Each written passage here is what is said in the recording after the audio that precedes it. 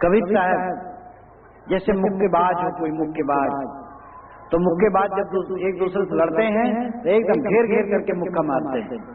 कबीर साहब मुक्केबाज की तरह बात करते हैं और घेर घेर करके जहां प्रश्न करते हैं, को का को पुत्र, कौन का को बाप, कोरे मरे को सह संतान, जहां प्रश्न करते हैं वहां प्रश्न की झड़ी लगा देते हैं। और यहाँ पर निषेधात्मक पक्ष हो, या अक्षर से सदगुरु कहते हैं निग्रह, या निषेधात्मक है।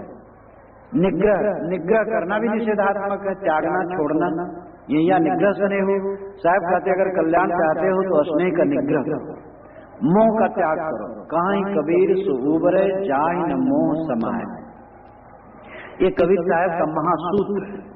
कहीं कबीर सुबरे जाय न मोह समाए, जिसके मन में मोह नहीं समाता वो उबरता है। यहाँ निग्रह स्नेह हो, यहाँ अक्षर साहब कहते हैं कि स्नेह का निग्रह करो, मोह का त्याग करो। भजन यही है, उठते बैठे चलते फिरते मोह का त्याग करो। बच्चों को पालो, स्नेह दो, प्यार दो, मोह न दो। आप कहोगे प्यार और मोह में क्या फर्क है, क्या कोई अंतर है? मैं धाय का उदाहरण आप लोगों को सुनाता रहता हूँ। कबीर साहब ने इसके लिए भी कहा है, बालक तेरी धाय जो आपन जानत ना है। बालक की धाय बच्चे को अपना नहीं मानती है। नौकरानी मालिक के बच्चे को प्यार देती है, दुलारती है, पोसती है, पालती है, लेकिन उसमें मोह नहीं करती। इस प्रकार हमें मोह न करना चाहिए, किंतु स्नेह देना चाहिए, सबके साथ सद्व्यवहार करना चाहिए, किंतु कहीं मोह नहीं करना चाहिए। मोह न करने का अभिप्राय व्यवहार को बिगाड़ देना नहीं। भाई बंधु, सगे संबंधी, परिवार और मित्र और गोष्ठी और जन परिजन, इन सबसे व्यवहार बिगाड़ देना, रूखा कर देना, संबंध खराब कर लेना, ये वैराग्य नहीं है। ये स्नेह का, मोह का त्याग नहीं, ये तो अनाड़ीपन है। सबसे सुंदर व्यवहार रखो, शुद्ध स्नेह रखो, लेकिन कहीं मोह न करो, ये यहाँ निग्रह स्नेह हो। दूसरी बात साहब कहते कर निर्वार संदेह हो, संदेह का निवारण हो। संदेह हमारे मन में बहुत होता है। आदमी प्राय दूसरे को घटिया कोटि का समझता है, ये सबसे बड़ा पाप हर आदमी के मन में करीब करीब होता है। अच्छे अच्छे ज्ञानियों के मन में भी ऐसा होता है कि दूसरे लोग साधारण है, मैं बड़ा। ज्ञानी लोग भी वो समझते हैं कि मेरे समान जो खाए वो ज्ञानी, मेरे समान जो पहने वो ज्ञानी, मेरे समान जो बोले वो ज्ञानी, जैसे मैं रहता हूँ बाहर ढंग से वैसे रहे वो ज्ञानी। दूसरे को ज्ञानी नहीं मानता है। एक बार एक जैनी संत का मैं दर्शन करने गया, ये कोई 65-66 की बात होगी। वो अपने शिष्यों के साथ एक जगह वर्षावास कर रहे थे, तो गया और बातचीत होने लगी, तो उन लोगों को इतना गर्व हो। हम लोग 65 हाथ कपड़ा पहनते, इससे ज्यादा नहीं पहनते हैं। धातु की वस्तु कोई नहीं रखते हैं।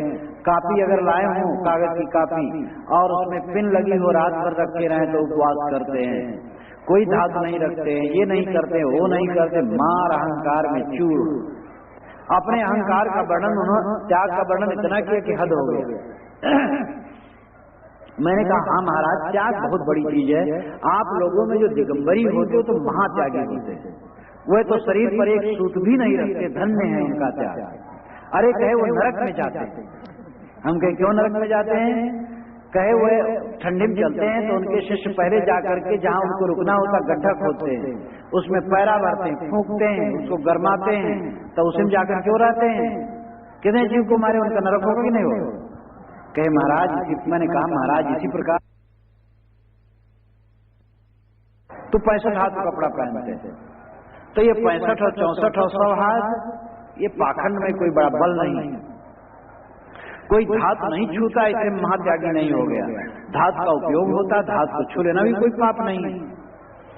तो आदमी, ज्ञानी लोग भी कितने ऐसे होते, कितने ना नहीं बल्कि अधिकतम ऐसे ज्ञानी होते हैं जो ये समझते हैं कि मेरे ढंग से जो चलता हो ज्ञानी, दूसरे ढंग से चलता हो ज्ञानी नहीं। ऐसे संकुचित दिल वाले दूसरे को नहीं समझ सकते। तो संदेह दूसरे के प्रति हमारे मन में होता है।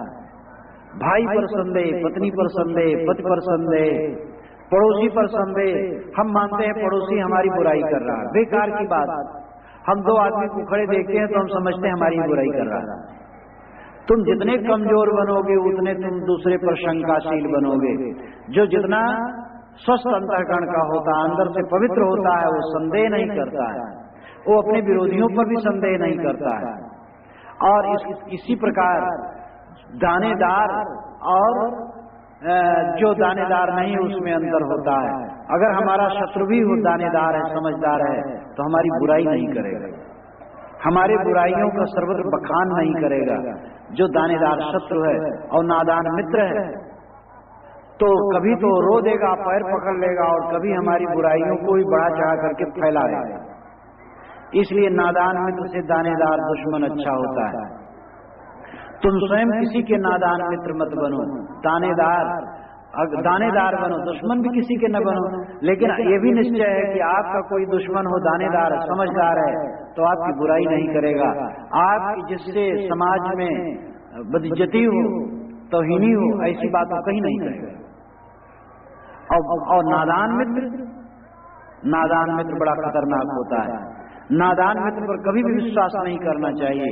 नादान वही है जो बुराइयों को फैलाता हो, जो अपनी वाणी में कोई संयम न रखता हो, जिसको जरा सी बात पच न पाती हो, जिसमें क्षमा नहीं, गम नहीं, संतोष नहीं, ऐसे नादान मित्र कभी न करो। तो साहब कहते हैं कर निर्वार संदेह हो, संदेह का निर्वार करो। संशय सब्ज खंडिया संशय खंडन कोई, संशय खंडे सो जना जो शब्द विवेकी हो।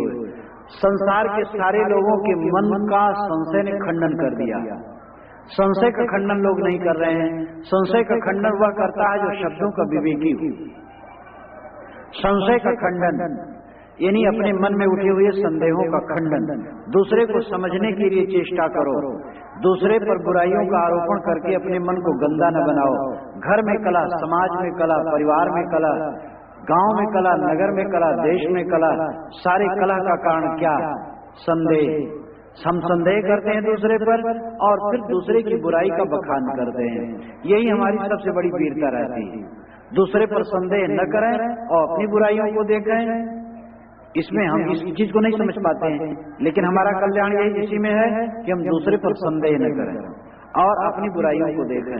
आदमी की बहुत बड़ी कमजोरी है कि दूसरे पर संदेह करता है और दूसरे की बुराइयों को लेकर के चर्चा का विषय बनाता है। तो इया निग्रह स्नेहु कर निर्वार संदेहु, नहीं देखे नहीं भाजिया परम सयान पे हो। साहब कहते तुम्हारा परम सयानत क्या है, तुम्हारी बड़ी श्रेष्ठता क्या है, बहुत बड़ा ज्ञान क्या है? नहीं देखे नहीं भाजिया। जिसको देखते हो कि वो कुछ नहीं है उसके पीछे न दौड़ो, जो तुम्हारे साथ चलने वाला नहीं है उसके पीछे ममता मत करो। परिवार के लोग, धन दौलत, अवस्था, परिस्थिति, शरीर कुछ भी चलने वाला नहीं, अचानक छूट जाता है। बिल्कुल आदमी व्यवस्थित नहीं कर पाता है घर परिवार को। जवाहरलाल शरीर जब छुटा है उसके कुछ दिन पहले भाषण करते हुए एक नगर में कहा था उन्होंने, क्या इतनी जल्दी मेरा शरीर छूट जाएगा? और झट से छूट गया। ये तो बड़े का नाम है। तमाम लोगों का ऐसा होता रहता है, लोग व्यवस्था नहीं कर पाते। मठाधीशों में कितने महंत हैं, सब अपने नाम से रखते हैं जमीन मकान, सोचते हमारे हाथ में बागडोर रहे, और वो सोचते अभी मर जाऊंगा, अचानक मर जाते हैं। चेले लोग लड़ करके सारी संपत्ति को नष्ट कर देते हैं। तमाम मठों की दुर्दशा का मूल यही है कि महंत लोगों को सबसे बड़ा गर्व रहता है कि हम सब मरे तो मरे लेकिन हम बहुत दिन जिएंगे। वे दुनिया को उपदेश तो देते फिरते हैं कि सब संसार नाशवान है, लेकिन अपने अहंकार में डूबे रहते हैं कि हम सदा रहने वाले हैं। इसलिए देखो तो मठों की दशा इतनी खराब हो गई है कि महंत लोग अपने नाम से रखेंगे, उसका ट्रस्ट नहीं करेंगे। अगर ट्रस्ट कर दें, सार्वजनिक संस्थान बना दें, तो चल संपत्ति भले कोई बिगाड़ दे, अचल संपत्ति कोई नहीं बिगाड़ सकता है।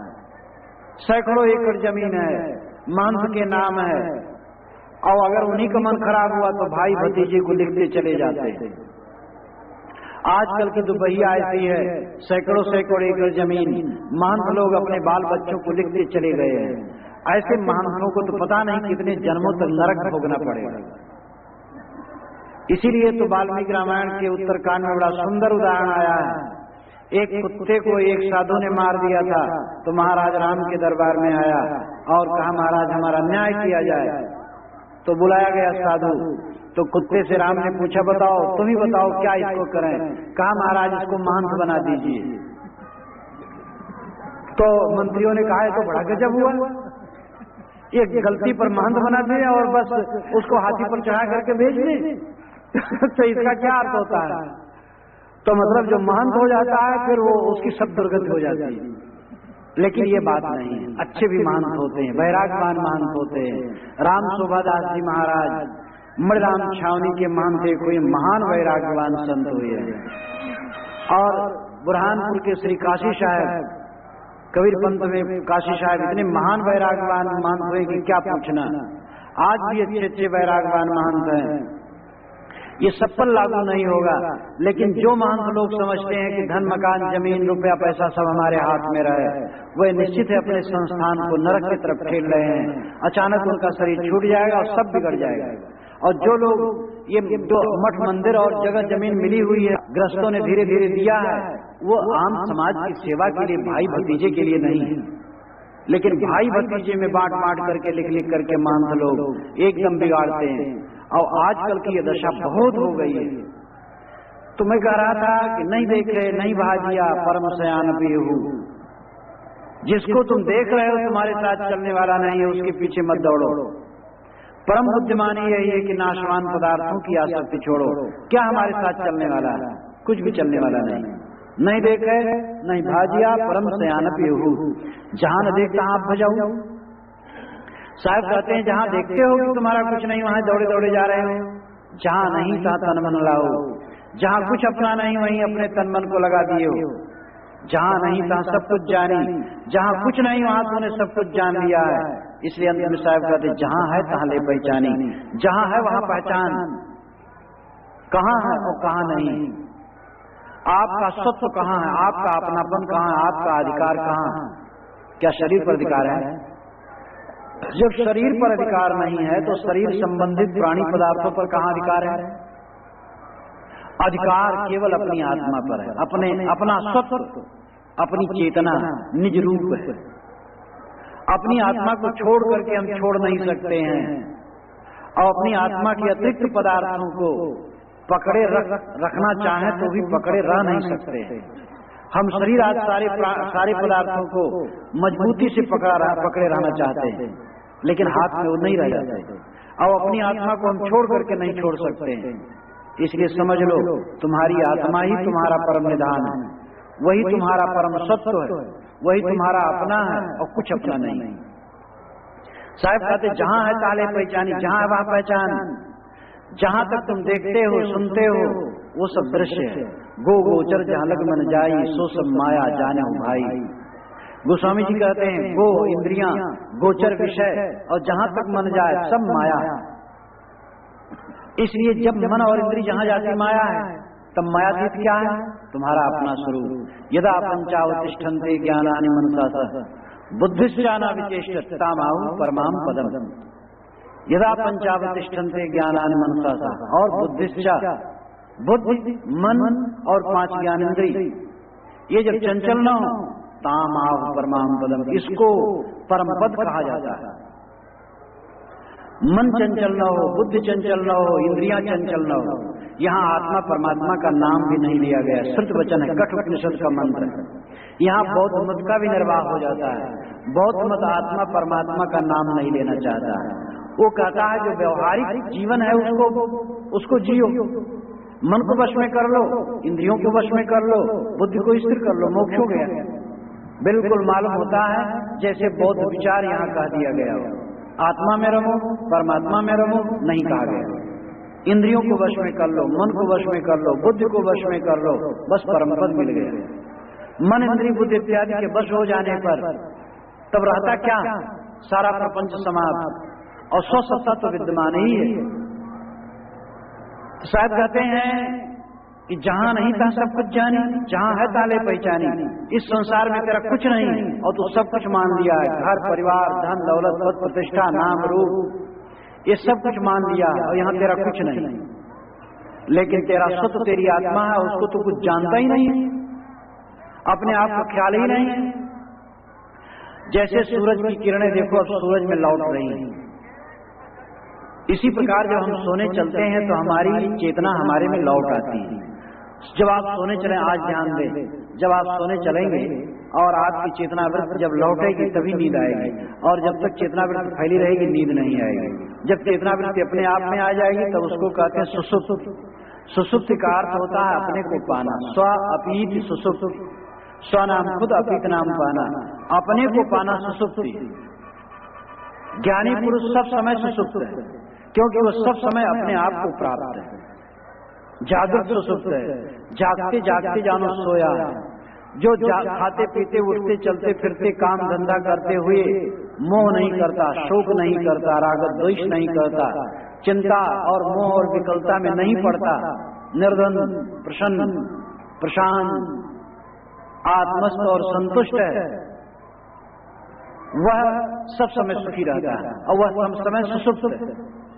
गाड़ी नींद में आपको कोई क्लेश नहीं होता। गोस्वामी जी ने एक दोहा कहा, जीव शिव सम सुख शयन, सपने कछ करतूत, जागृत दीन मलिन सही विकल विषाद विभूति। जीव जब सोता है तब शिव के समान है, शिव नाम मंगलमय।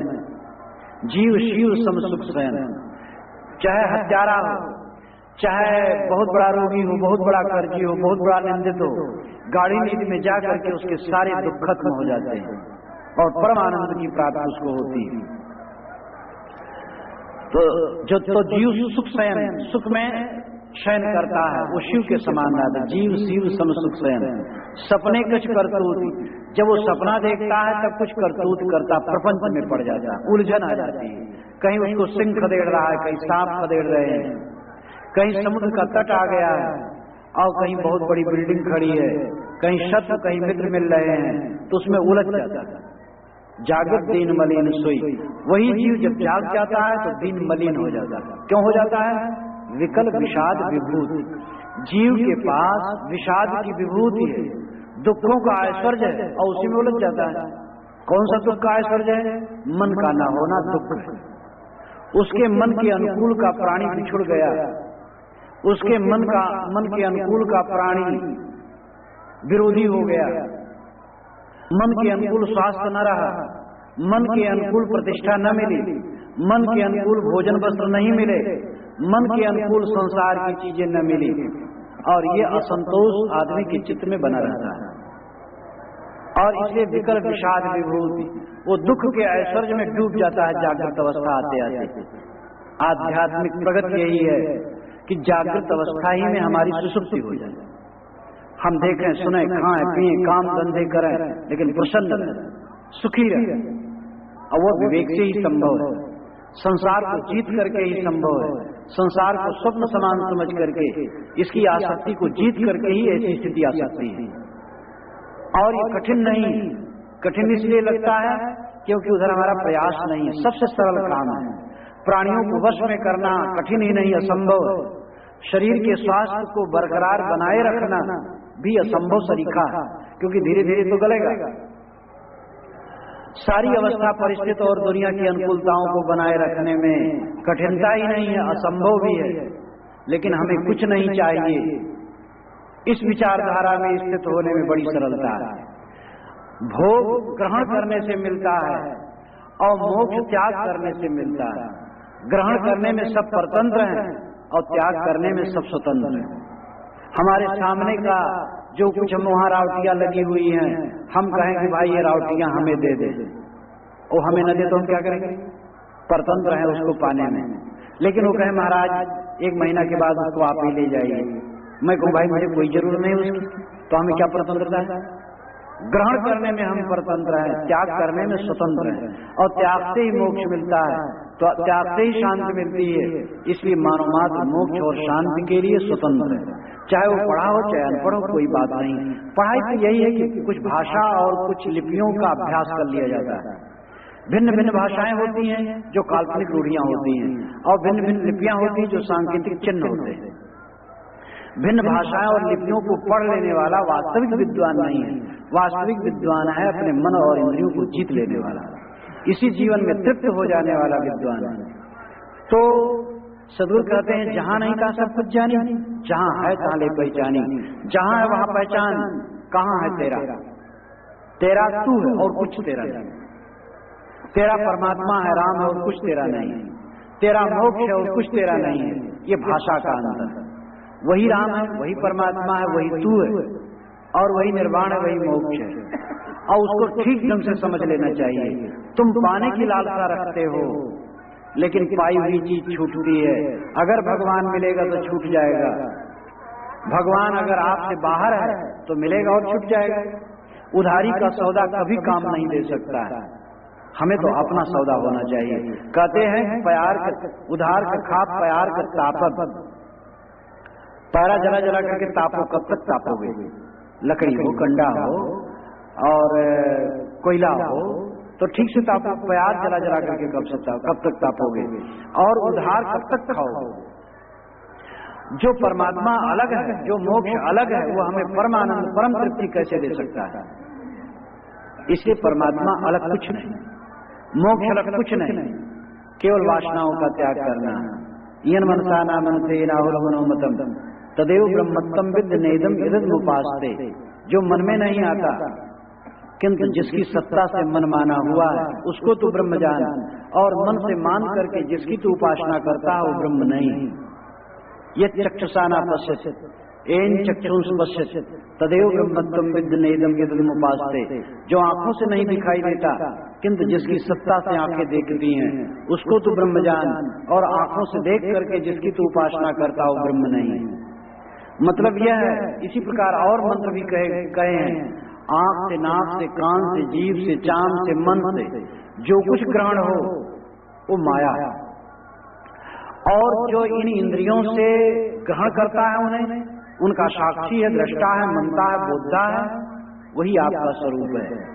मनन कौन करता है? आप ही मनन करते हैं, आप ही याद करते हैं, आप ही संस्कारों को धरते हैं, उठाते हैं, बिस्तर पर लेट करके अपने खेत की याद करते हैं, झोपड़ी की याद करते हैं, दुकान की याद करते हैं, ऑफिस की याद करते हैं, फैक्ट्री की याद करते हैं, अपने नाम रूप की याद करते हैं, जो कुछ अपना माना उसकी याद करते हैं। कहाँ याद करते हैं? याद करने की भूमिका कहाँ? आपका सत्व, आपकी चेतना, आपकी आत्मा, वही आपका है और कुछ आपका नहीं। जो कुछ याद करते हो आपका नहीं, किंतु जो याद करने वाला हो आपका है। जहाँ से सबकी याद होती है वही तुम हो, वही तुम्हारा सत्य, वही तुम्हारा निधान, वही तुम्हारा परमात्मा। परमात्मा बाहर खोजने जाओगे भटकोगे, मोक्ष बाहर खोजने जाओगे भटकोगे। इसलिए परमात्मा पाना नहीं, मोक्ष पाना नहीं, किंतु जो कुछ आज तक पाया गया है उन सब का विसर्जन कर देना है, उन सब को समझ लेना है मेरा नहीं, और जो कुछ अपने से अलग उसको अलग कर दो तो स्वयं हंस स्वरूप निर्जीर का विवेक, यही हंसत्व का लक्षण है। अहंसः ही हंस बन गया है, अहंसः वह मैं हूँ जिसको मैं खोजता हूँ।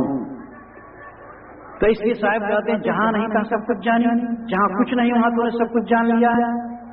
इसलिए जहां है ताले पहचानी, जहां वहां पहचान। हम संसार में सब कुछ अपना मान लिए और अपनी आत्मा को एकदम भूल गए, अपने सत्य को भूल गए। जो संसार से लौट करके अपनी आत्मा में आ जाता है वो कृतार्थ हो जाता है। तो ये कितना मार्मिक वचन है। यही निग्रह स्नेहो कर निर्वार संदेहो, नहीं देखे नहीं भाजिया परम सयान पेहो।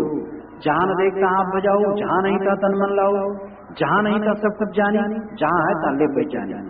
इस पद में सदगुरु ने कहा, यहाँ अक्षर से उपदेश किया। मैंने कल कहा था कि क माने कबूतर, ख माने खरगोश, घ माने गणेश, घ माने गण, न माने कुछ नहीं। इसी प्रकार जहाँ पर अनुसार आ जाता है वहाँ पर भाषा भी कह देते कुछ नहीं, साहब वहाँ भी बहुत कुछ का अर्थ कर देते हैं। गंगा निर्खत निश्चिन जाई, निर्खत नैन रहे रतनाई, निमिष एक जो निर्कय पावे ताहि निमिष में नैन छिपावे। इसमें उन्होंने कितना उपदेश किया जिस पर चर्चा पूर्व में हो चुकी। यहाँ अक्षर भी इसी प्रकार है अनुस्वार, और इसमें भी साहब अर्थ करते हैं, और इसमें बड़ा गंभीर अर्थ करते हैं। वे कहते हैं निग्रह स्नेह, स्नेह का निग्रह करो, मोह का त्याग करो। दूसरी बात कहते हैं कि कर निर्वार संदेह, संदेह का त्याग करो। तुम्हारे मन में आध्यात्मिक संदेह, आदि भौतिक संदेह, आदि दैविक संदेह, अनेक संदेह, उन संदेहों का त्याग करो। यह निग्रह स्नेह कर निर्वार संदेह, नहीं देखे नहीं भाजिया। जिसको देख रहा है तेरे साथ नहीं उसके पीछे मत दौड़, नहीं देखे नहीं भाजिया परम सयान पेहू। तुम्हारी बुद्धिमानी यही है कि जो तुमसे दूर जा रहा है उसको पकड़ो मत। तुम जवानी को पकड़ना चाहते हो और जवानी को पकड़ने के लिए तुम उजले बाल में खिजाब लगाते हो, दवाई लगाते हो काला करने के लिए। आजकल दवाइयां ऐसी चली है, बाल में उजले बाल में लगा लो एकदम काले बाल हो जाते हैं। लेकिन 4 दिन के बाद नीचे से बाल जब और बढ़ते हैं तो बताते हैं कि हम उजले हैं। और पत्थर के दांत लगवा करके और चेहरे के पास में ऑपरेशन करवा करके चाम कस करके सिल दिया जाता है देशों में, तो चेहरा थोड़ा सुंदर हो जाता है। लेकिन थोड़े दिन में फिर वही सिकन आ जाती है।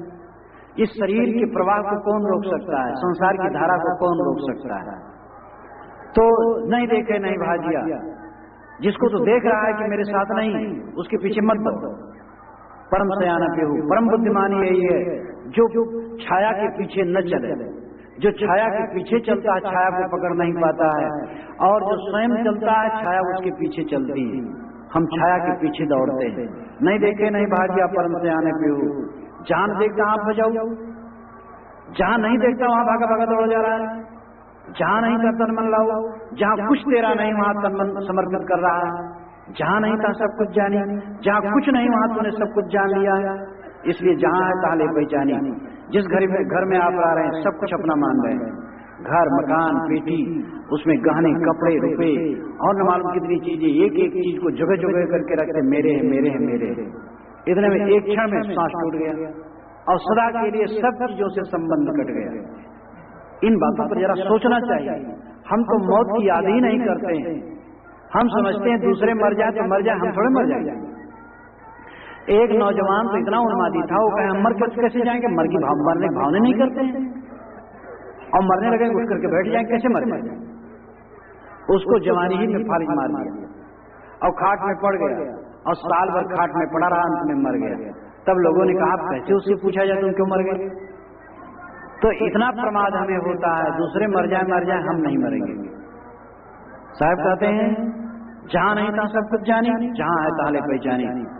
इस प्रकार आप लोगों के सामने मैंने 2 अक्षरों पर आज थोड़ा निवेदन किया। झज्झा अरुज सरुज कृत जान, अर्जन हिड़त छाई परान, कोट सवेर ढूंढ फिरावे, जो गड़गड़े गड़ैया सुपावे। झा अक्षर में सदगुरु ने उपदेश किया कि उलझ सुलझ करके संसार में तुम कहां बहे जा रहे हो। थोड़ा समय में कुछ सुलझाव तुम्हें लगता है, थोड़े मुरझाव लगता है। खन डूबे खन होगा, रतन न मेरे पावे नहीं था। ये मनुष्य का मन क्षण में उगता है, क्षण में डूबता है, और क्षण में अगम अपार में पड़ जाता है और था नहीं पाता है। तो अर्जुन हिरत जाई परान, तुम उलझते और खोजते तुम्हारे प्राण चले जाएंगे। सुख खोजते, परमात्मा खोजते, मोक्ष खोजते तुम्हारे प्राण चले जाएंगे, लेकिन तुम पाओगे नहीं बात। कोट सुमेर ढूंढ फिरावे, सुमेर पर्वत जैसे विशाल भयंकर पर्वतों को खो जाओ, जो गड़गड़े गड़ैया सुपावे। बाहर तो कुछ नहीं पाओगे, किंतु जो ये गड़ैया गड़गड़ेगा वही पाएगा। गड़ैया जीव है और गढ़ है किला, किला है अपने कर्म। ये जीव जो कर्म करेगा उन कर्मों के संस्कारों से आवेष्टित होकर के जन्म जन्मांतरों में भटकता रहेगा। इसलिए साहब कहते खोजो मत, भटको मत, खोजना छोड़ो, कर्मों को सुधारो। कर्म शुद्ध हो गए, बस जहां तुम हो वही मोक्ष, वही परमात्मा है।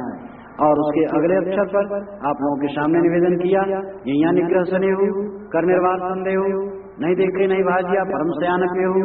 जहां न देख तहां आप बजाओ, जहां नहीं था मन लाओ, जहां नहीं था सब कुछ जानी, जहां है ताले पहचानी। अंतिम ये वचन बहुत ध्यान देने योग्य है। पहले अक्षर का जो झ अक्षर का है उसमें जो गड़गड़े गड़ैया सुपावे, इस पर हमें ध्यान देना चाहिए। जो हम कर्म करेंगे वो कर्म हमारे अंग संग लगे रहेंगे, इसलिए कर्मों के सुधार की महती आवश्यकता है। यहाँ के विषय में मुख्य बात है स्नेह मोह का त्याग और संदेह का त्याग, और जहां नहीं है मेरा वहां से हटना। जिस संसार में मेरा तृण भी नहीं है वहां ममता न बनाना, और जहां है वहां पर समर्पित हो जाना। किसमें समर्पित हो जाना? अपने आत्म अस्तित्व के बोध में, और वह है समाज, वही है ध्यान। संसार को भूल करके 10-20 मिनट के लिए उसमें जाया करो। मैं आप लोगों से कहा करता हूँ, जैसे फैक्ट्री में, दफ्तर में, खेत में लोग काम करते चलें 24 घंटे करते चलें तो वे बहुत परेशान हो जाएंगे, पागल हो जाएंगे। इसलिए आप कुछ समय काम करते हैं, फिर बाकी समय आकर के अपने घर में स्नान इत्यादि करके भोजन करके अपने कमरे में विश्राम करते हैं। विश्राम करने की जगह आपको न हो, केवल काम धंधा करते चलें, कितने परेशान हो जाएंगे। जीवन में चारों तरफ हम परेशान होते हैं, हमें विश्राम का एक कमरा बनाना चाहिए, और वो है ध्यान का, समाधि का कमरा। जो अपनी आत्मस्थिति का प्रत्यक्ष अनुभव है वह उसी में मिलने वाला है। जब सारे संकल्पों को छोड़कर, सारी स्मृतियों को छोड़ करके हम अंतर्मुख होते हैं, वही हमारा अपना कमरा है, वही विश्राम स्थल है। ध्यान और समाधि विश्राम स्थल है, उस विश्राम स्थल में जाना चाहिए। और ध्यान का मतलब ही है आत्मस्थिति। ध्यानम निर्विषय मन का निर्विषय हो जाना ध्यान है। विषय संकल्प जहां तक है तहां तक विषय है, कुछ भी याद हो तो विषय है। और जब संकल्प समाप्त हो गया तो निर्विषय है। जब संकल्प कुछ नहीं रहा तो क्या रहा? शांत। और चेतना तो उपस्थित है ही, तो आदमी अपने आपा में आ जाता है, अपने सत्व में आ जाता है, वही अपना है। इसलिए साहब कहते हैं जहां है ताले पहचानी, जहां है वहां अपना पहचान। तेरा कहां? तेरी अपनी आत्मा में। तेरा अपना स्वरूप वही राम है, वही परमात्मा, वही ब्रह्म है, और वही साक्षी है, दृष्टा है, ज्ञाता है। महाराज कृष्ण ने भी गीता के 13वें अध्याय में कहा, उपदृष्टानुमंता चा भर्ता भोक्ता महेश्वरा परमात्मेत्या प्रतो देहि अस्मिन् पुरुषा परा। अस्मिन् देह, इस देह के अंदर में पुरुषा परा, जो पर पुरुष है वही दृष्टा है, वही भर्ता है, वही भोक्ता है, वही महान ईश्वर है, और वही परमात्मा है। इसलिए परमात्मा खोजना नहीं है। नित्य स्वरूप का जो अपना चैतन्य स्वरूप है वही परमात्मा है, उसी में लौटना है। तो बाहर हम भटकते हैं, बहिर्मुखता को छोड़ें और अंतर्मुख हो, यही अध्यात्म का सार है।